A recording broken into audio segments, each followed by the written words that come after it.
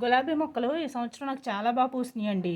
ఎందుకనంటే నేనేమి ఈట్లికేమి ఎక్కువ ఖర్చు పెట్టేసి ఆ లిక్విడ్స్, ఈ లిక్విడ్స్ లేకపోతే ఆ పోషకాలు, ఈ పోషకాలు అంటూ నేనేమి ఇవ్వలేదండి. తక్కువ పోషకాలతోనే మొక్కల్ని బాగా పూయించుకుంటున్నాను. ఎలాగంటారా?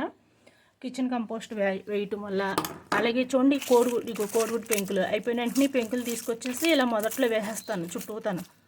అలాగే టీ పొడి, ఉల్లిపాయ తొక్కలు వేస్తాను. టీ పొడి టీ తాగిన తర్వాత టీ పొడి ఉంటుంది కదా, టీ పొడి కూడా వేసేస్తాను. కూరగాయలతో పర్మెంట్ కిచెన్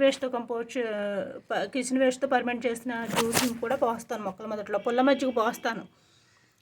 ఫ్రూట్ పర్మెంట్ జ్యూస్లు ఉంటే అవి కూడా పోస్తాను. ఇవి తక్కువ ఖర్చుతానండి. మన ఇంట్లో చేసుకునే వాటితోనే ఇంత అందంగా గులాబీ పువ్వులను అయితే పూయించుకోవచ్చండి. ఇలా బీట్రూట్ జ్యూస్, ఇదిగో చూడండి, ఇది జ్యూస్ కూడా కాదు, బీట్రూట్ రసం. అది కోసిన తర్వాత తొక్కలు ఉంటాయి కదా, ఆ తొక్కల్లో నీళ్లు పోసేసి కలిపేసేసి ఇదిగోండి మొక్కల మొదలు చుట్టూతో పోసేసాను. దీనివల్ల ఏంటంటే పువ్వులు బాగా వస్తాయి, కలర్ బాగా వస్తుంది, పెద్ద సైజులో పోస్తాయి. మొక్క కూడా పచ్చగా అందంగా బాగుంటుంది. నిగారింపుగా చిగుళ్ళు బాగా వస్తాయి.